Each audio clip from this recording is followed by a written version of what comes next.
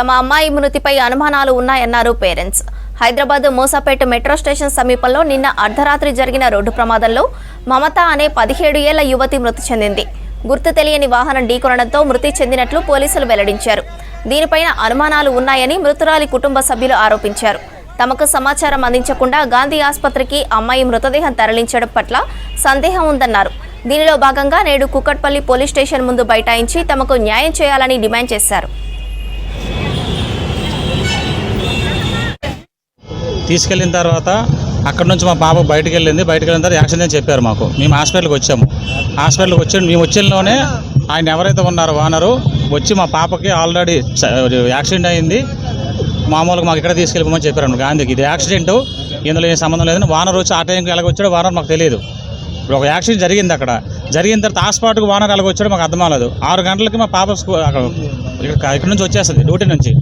ఈ పాప 11:30 యాక్సిడెంట్ అయినప్పుడు ఓనర్ ఆ పక్కన వెళ్ళాడని మాకు డౌట్ అండి. ఫస్ట్ ఆఫ్ ఆల్ తర్వాత ఫర్దర్గా ఉదయం నుంచి ఆయన మా గల్లీలో తిరుగుతున్నాడు ఆ ఓనర్ అన్నాడు. ఆయన ఏదో సానుభూతి చూపించి మా పాప చూసేటట, రోడ్డు మీద తీసుకెళ్ళి హాస్పిటల్ జాయిన్ చేసేటట. అయిన తర్వాత ఏమో డైరెక్టర్ మీ ఎవరు రాకుండా డైరెక్టర్ గాంధీకి చిప్ చేశారు, ఆమెకి చనిపోయింది అనేసి, యాక్సిడెంట్ అనేసి.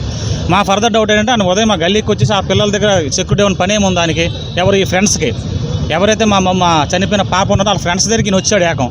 ఈయన ఎందుకు వచ్చాడు అక్కడికి, ఈయనకి ఏం సంబంధం అక్కడట, అదొకటి విషయం. ఉదయం నుంచి ఆయన పిఎస్ దగ్గర ఉన్నాడు.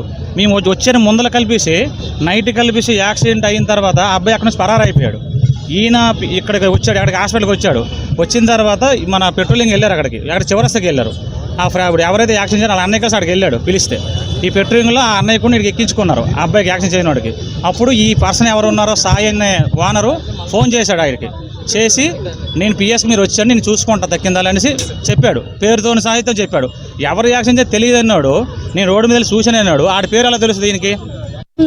హాస్పిటల్ ఎందుకు సార్ ఉన్నారు అనుకునే పని ఏం పట్టింది? ఫస్ట్ మాకు ఫోన్ చేయాలా, మాకు తీసుకుని వెళ్ళాలా. వాళ్ళు ఫస్ట్ ఉన్నారు, మాకు 12 గంటలకు ఫోన్ చేసి వాళ్ళు 11:30 గంటల హాస్పిటల్లో ఉన్నారు సార్. అనుమానాలు ఉన్నాయా? వాళ్ళ మీద అనుమానం ఉంది, వాళ్ళ మీదే అనుమానం ఉంది. అది యాక్సిడెంట్ కూడా కాదు సార్, యాక్సిడెంట్ కూడా కాదు, వాళ్ళందరి మీద ఉంది సార్. ఆ సార్ మీద పిల్లలకి తీయాలి, ఆ సార్కి కూడా